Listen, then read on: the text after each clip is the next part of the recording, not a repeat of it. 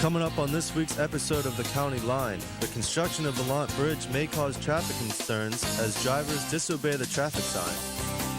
And Westminster College's McGill Library is always open to public. So anybody can walk in, sit down and read a newspaper, look at a magazine. Also, we look at the 100 years of service provided by the Newcastle Public Library.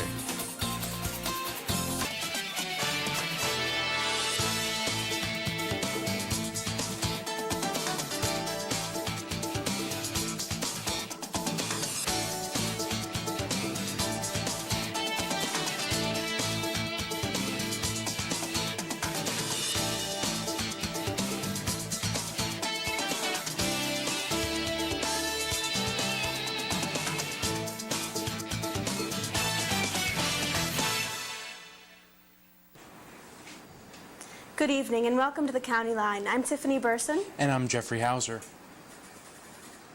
With the construction on Main Street Bridge in Valant underway, many local motorists are sent on detours. The County Line's Corey Emanuel speaks to local residents and Valant store owners to see how the construction is affecting their daily commute. Construction on the bridge on Main Street in Valant is underway. The eastbound lane is closed so that work can be done. This is, of course, causing quite a bit of confusion for drivers as they pass through Valant. Mary Jo Hughes, Vice President of the Valant Merchant Society, explains the controversy. Well, when we knew that the bridge was going to be worked on, there was a meeting with PennDOT, and we had great concerns, with the fire department, plus, the retail end of it, and we had asked if they would put a light, and they said that they felt that the traffic would back up all the way up onto 19. PennDOT originally planned to completely close the bridge. Westminster College student Jared Muchler says how he has been handling the closure. Well, I haven't taken the recommended detail through 956 yet. What I've done is I come home late from work, so there's not really anyone here, so I just drive through the regular area. That is exactly what Hughes is afraid of. People have been, when they leave, going through the do not enter sign, and that could be a real tragedy if someone coming the opposite way and they hit head on that bridge, So you hope that doesn't happen, but apparently a lot of cars are just going through it. Hughes adds that the construction has not hurt business so far. So far, so good. We'll see when the year progresses, closer to summer, the more tourists we see.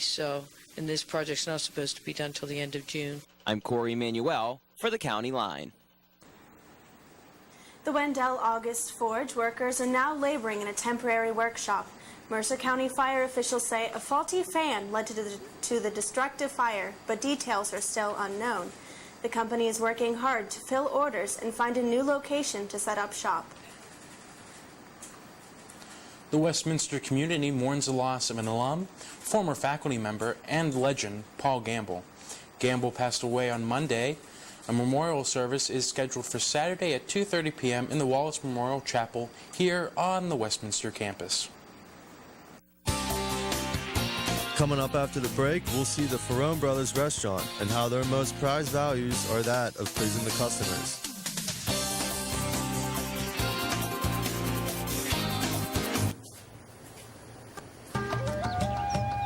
Travel to a painted desert from the American Southwest. Stand alongside a giant cactus born out of clay and fire.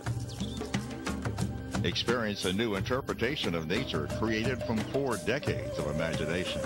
Experience the Kathy Coop Retro Spectacular, a unique art exhibit open through April 17th at the Westminster Art Gallery, Patterson Hall, New Wilmington. Hi, I'm Dan McDevitt, I'm a father, a husband, Army retiree, and a student at Westminster College. It was nice finding a college so close to home with high academics was going to put me in the job market right after graduation. If I was to tell another adult student why to come to Westminster, I'd tell them for the academics, the one-on-one personalization they'll get with their instructor, the small classroom experience. I know with this college experience is going to open a lot of doors for me. My kids are supportive of me going back to college. When I get good grades, they're all happy. They're like, way to go, Dad. New Wilmington area residents now have the option to visit Westminster College's McGill Library. Circulation books are now available to the public for a small annual fee. Head librarian Molly Spinney shares the details. Front door. You don't have to show an ID card to get in. Some college libraries, you do have to do that. New Wilmington doesn't have a public library. Our closest public library would be in Newcastle. So the college library has always been open and available to residents of New Wilmington. So anybody can walk in, sit down and read a newspaper, look at a magazine. For $10 a year, a local resident can get a library card. They can check out books and access our catalog. The Newcastle Public Library turns 100 years old this November. Various events are planned throughout the year to allow the public to take advantage of the library's resources. The County Line's Bradford Eric visits to show us what hidden treasures the library holds. Located on the corner of Mill Street and North Street in downtown Newcastle is the proud building housing the Newcastle Public Library. The 120,000-item collection has been in use for 100 years. The Newcastle Public Library's collection includes books, DVDs, statues, pictures, and computers.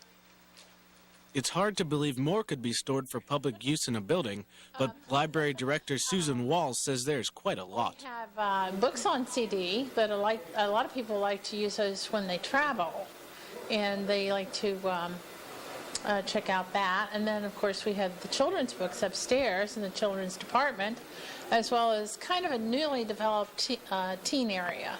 Walls says the genealogy department is the most well-known part of the library. People come here during the summer that maybe used to live here, and they come back and they want to do genealogy work, and they get so excited about it. In addition to the traditional things you'll find in any library, such as books, the Newcastle Public Library has got a few interesting things. In the basement of the building, a bookstore is set up along with a small gift shop. Trinkets of all shapes, sizes, and colors can be found. Most of the items are donations. At the Newcastle Public Library in Newcastle, I'm Bradford Eric for the County Line. The library plans to host a book discussion on April 5th at 9:30 a.m. to discuss the book Big Russ and Me by Tim Russert. The library is also asking for you to share your library memories. Faraone Brothers Restaurant caters to their customers unlike any other. The family business extends services such as catering and disc jockeying, in addition to sharing their old Italian home recipes. The County Line's Tyrell Sipe takes us to the heart of this family restaurant. Faraone Brothers Family Restaurant, located on Wilmington Road in Newcastle, serves anything from pizzas to lamb or fish sandwiches. The Faraones say they are open to customer suggestions for ways to improve their menu. I'll do anything for the customer. I love customers. I'll do anything for them, especially with catering, the disc jockey service, and the restaurant. And we're trying to open up some new ideas. And I'm always open-minded for customers have ideas. If they say, hey, put this on your menu, and I love that idea.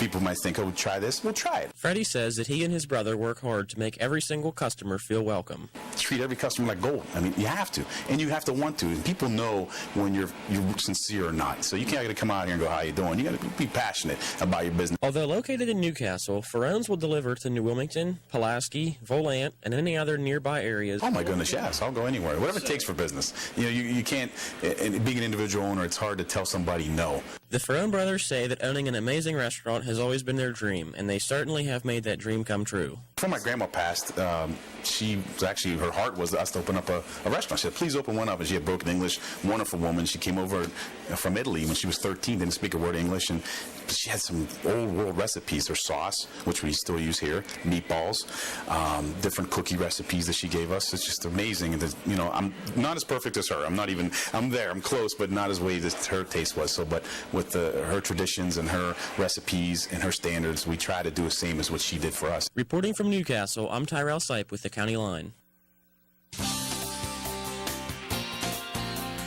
Coming up next is an interview with County Commissioner Dan Vogler, who has some important information about the Valley View Downs Casino and Racetrack.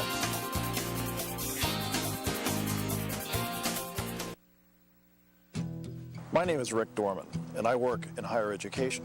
Parents ask me which colleges they should consider for their children. I know they're looking for an advantage. Like merit scholarships, which could total $80,000, opportunity for student involvement, or even dedicated personal faculty. And as president of Westminster College, I can assure them that their child will gain that here. So if you want an advantage, consider Westminster.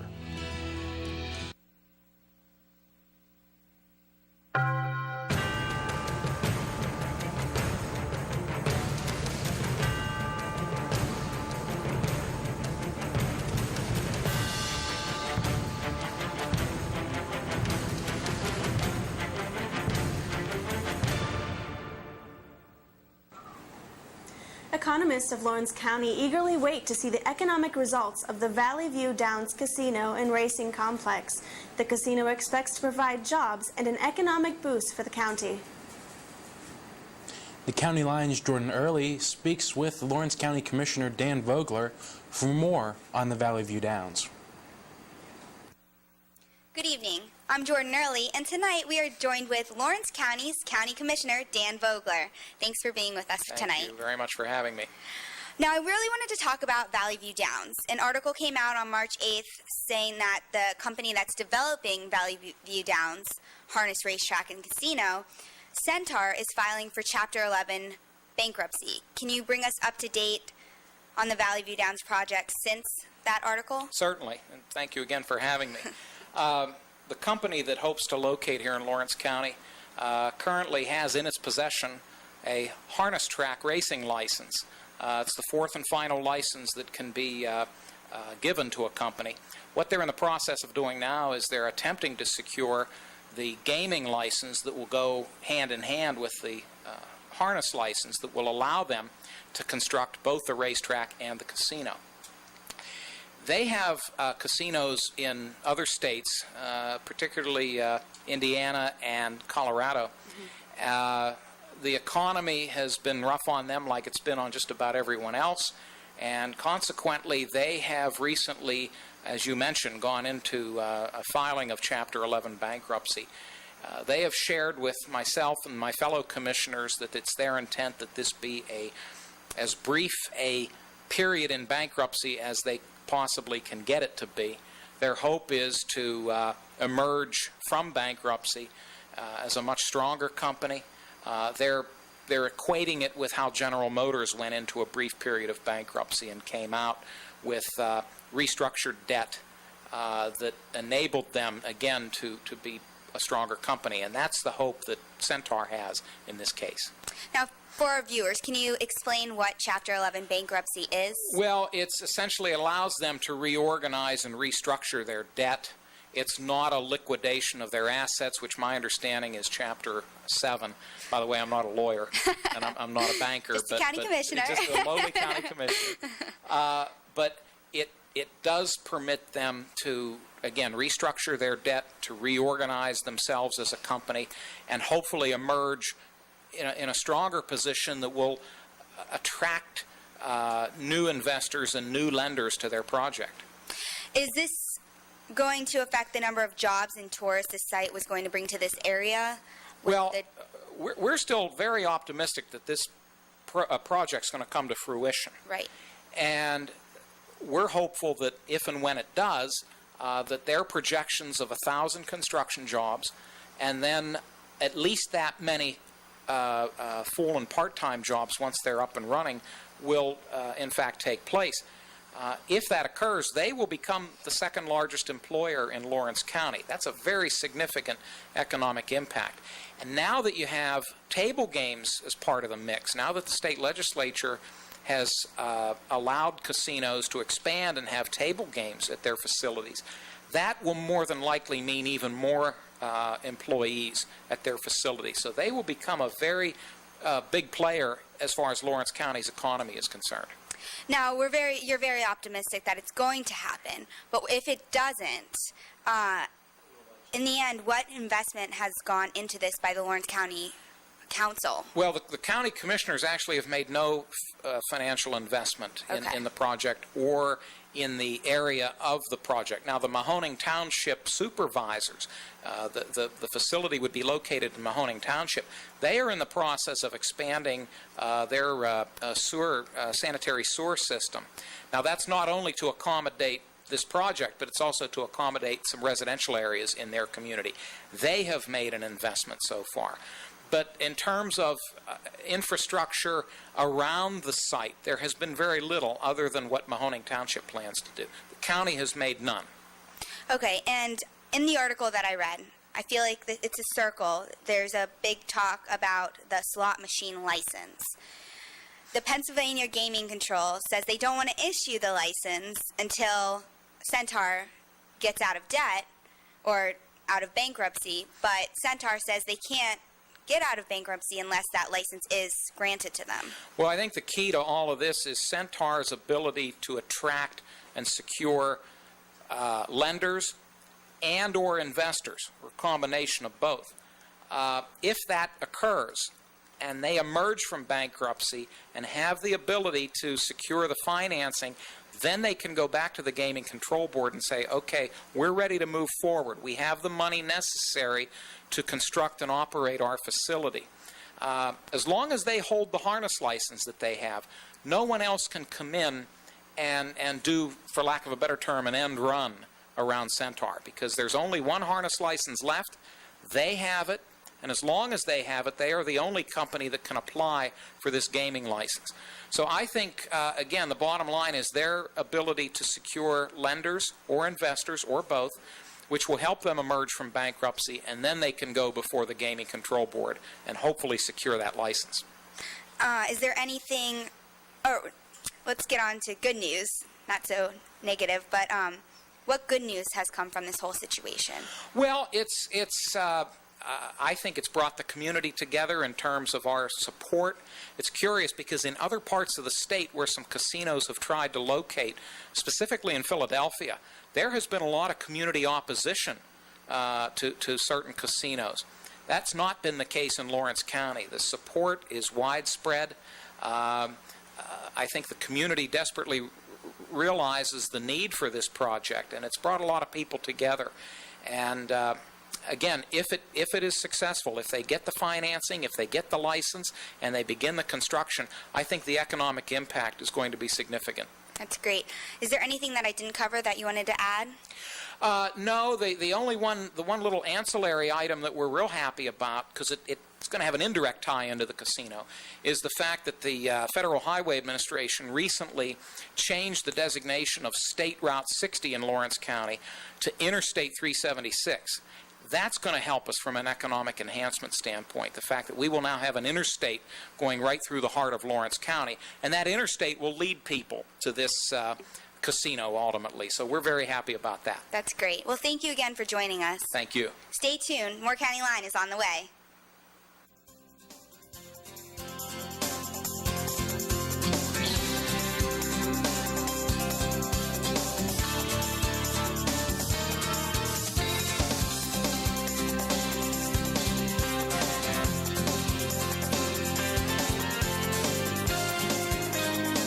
My name is Rick Dorman, and I work in higher education.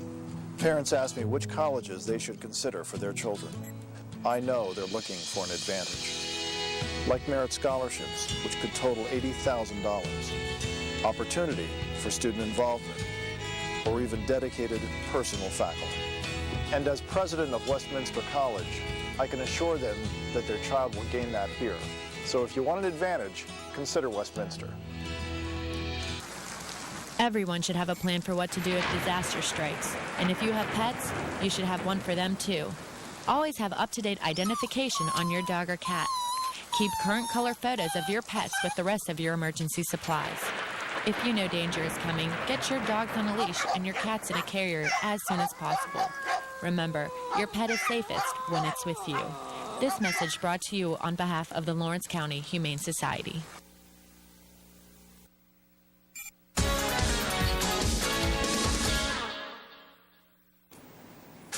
Hello, sports fans, and welcome to this week's segment of Titantown Sports. I'm Mike Hazlett.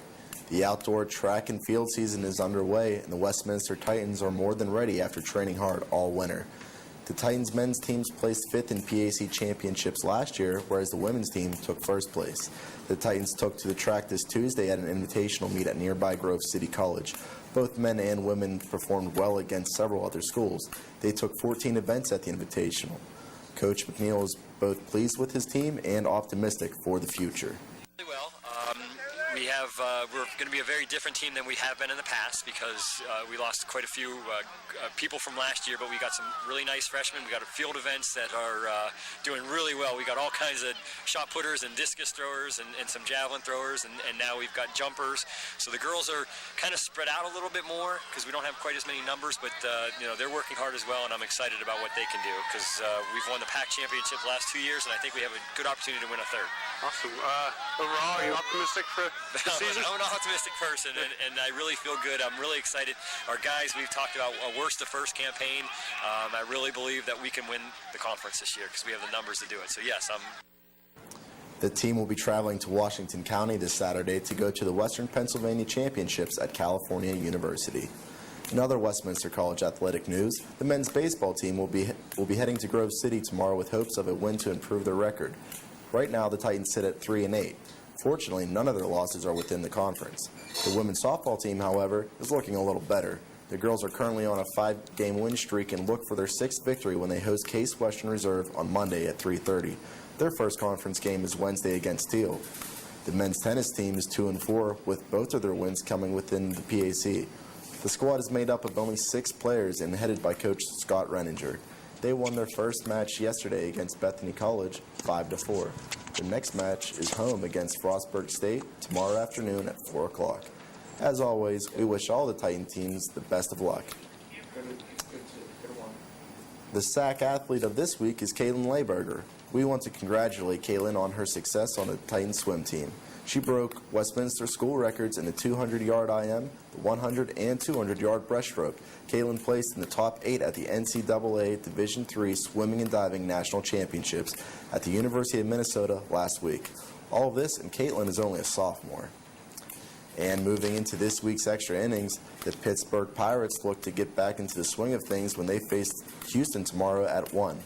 And the Cleveland Indians look to do the same as they will host Colorado tomorrow at 4 o'clock. The Pittsburgh Penguins lost in overtime last night to their rivals, the Washington Capitals. They look to change the pace against the Flyers Saturday at 1. That wraps up this week's segment of Titan Town Sports. Be sure to catch some of the sports action this weekend and have a good night. So nice out here. Yeah, I used to come out here when I was a kid. Nothing. No, I definitely heard something. Look! Who's that? Let's get out of here! What are you doing? Stop the door! Okay. He does? I say! Come on, baby!